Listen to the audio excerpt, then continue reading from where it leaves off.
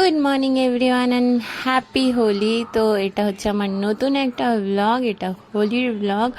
তো এই দেখছো যে খিচুড়ি টিচুড়ি রান্না হচ্ছে, এটা হচ্ছে হোলির দিন সকালবেলা, মানে এখন কিন্তু 6:30 বাজে। আর আমার অলরেডি স্নান টান হয়ে গিয়ে আমি ঠাকুরের জন্য খিচুড়ি ভোগ রান্না করছি। আজকে যেহেতু পূর্ণিমা, তাই আমাদের বাড়িতে সত্যনারায়ণের পুজো হবে। তো এইখানে ঠাকুরের গোছানোগুলো আমার শাশুড়ি মাই গুছিয়ে টুছিয়ে সাজিয়ে নিয়েছে, আর আমি ভোগ টোগ রান্না করে নিয়েছি। এখানে 5 রকম ভাজা, পায়েস, চাটনি, খিচুড়ি সব রান্না করেছিলাম। আর ডোডো দেখো, এই ঠাকুরের সামনে যে আবিরগুলো দিয়েছিলাম না, সেটা নিয়ে এখন প্রায় 8:30-9টা বাজে, এখন এই খেলতে বসে গেছে। ও প্রচণ্ড রং মাখতে ভালোবাসে, মানে ভীষণ আনন্দ করেছে ও রং মেখে। তারপরে এখানে সবাইকে আবির টাবির দিয়ে প্রণাম করে চলে গেছিলাম ওই বাড়িতে।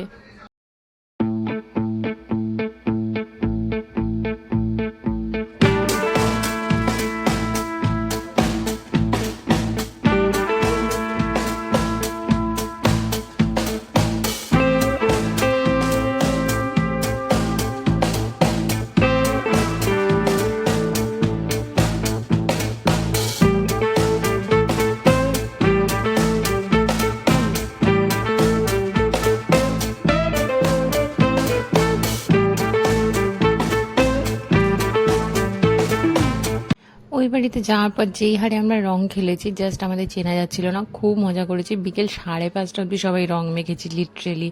তো এখানে ছিল আমার বান্ধবী, ওর বর, দাদা, বৌদি, বান্ধবীর দিদিও এসেছিল, তার 2 মেয়ে এসেছিল।